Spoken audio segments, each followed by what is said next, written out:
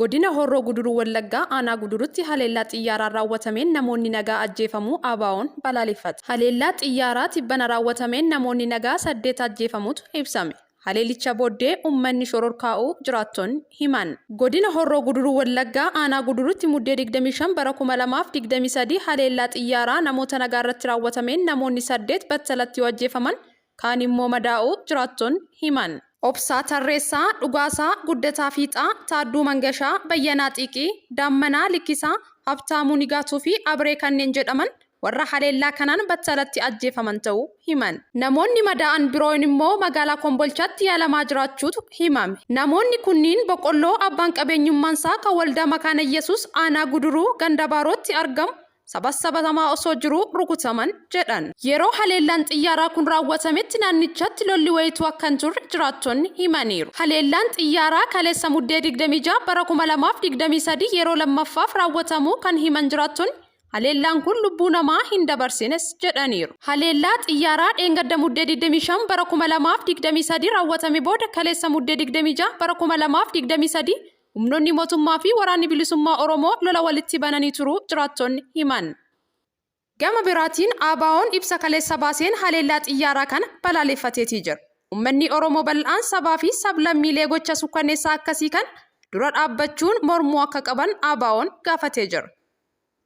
Godina Arsii Lixaa aanaa Qoreetti wal waraansa waraana bilisummaa Oromoo fi humnoota mootummaa gidduutti jiruun hawaasni nagaa hiraarfamaa jiraachuun dhagahame. Rakkoon wal fakkaataan godinuma kana aanaa Adaabbaattis mudachaa jiraachuu jiraattonni himan. Godina Arsii Lixaa aanaalee Qoree fi Adaabbaa gandoota hedduu keessatti qabata waraana bilisummaa Oromoo deeggartu jedhuun hawaasni hiraarfamaa jiraachuu jiraattonni himaniiru. Aanaa Qoree ganda Dhooggataa Basaquu jedhamu keessatti bana wal waraansa waboo fi humnoota mootummaa gidduu ture hordofuun namoonni nagaa hedduun mana hidhaatti guuramaa jiraattonni himaniiru. Akkasumas ganda Alii Qoree fi gandoota biroo keessatti illee hariiroo waraana bilisummaa Oromoo waliin qabduutiin humnoonni mootummaa manneen jiraattotaa 6 caalan qabeenya waliin gubanii barbadeessuus himaniiru. Haaluma wal fakkaatuun godinuma kana aanaa Adaabbaa gandoota hedduu keessatti hawaasni nagaa humnoota mootummaatiin hiraarfamaa jiras jedhameera. Hawaasa nagaa da'oo waraana bilisummaa Oromoo ta'aa jirtu jedhuun gandoota akka Garaadiilloo fi Haqoo Karraa keessatti hiraarsaa jiraachuu jiraattonni himan. Oromiyaa Sappoorti Group qondaalonni ABO olaanoon torba yeroo 5 maniin murtii bilisa isaan baasus hanga ammaatti mana hidhaa keessatti ugguramanii dararamaa jiru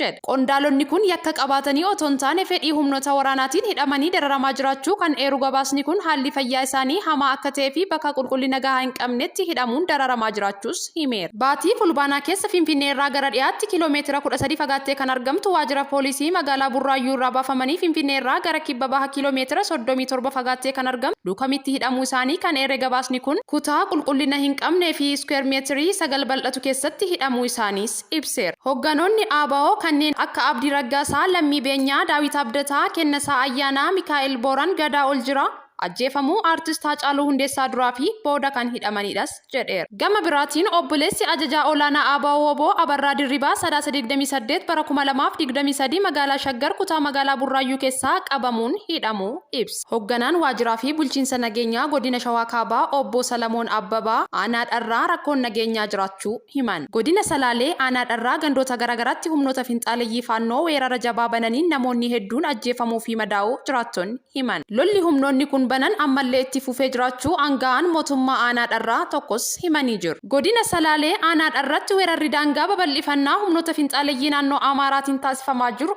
erga eegalee bubbuleeras jedhan. Muddee 25 bara 2023 weerara gandoota Iluu Godaa, Caffee, Abbadhoo, Deenyuu Waabensoo, Goda Diimaa, Cirracha, Daarimuu fi kanneen biroo irratti bananiin uummanni nagaa hedduun ajjeefamuu jiraattonni himan. Manneen jireenyaa uummataa gubuu, midhaan ala jiru saamuu fi gubuu dabalatee beeladoota manaa hedduu saamuun gara naannoo biraatti fudhataniiru. Haleellaan garee kanaa har'allee ifatti itti fufee jiraachuu aanga'aan mootummaa naannichaa himan.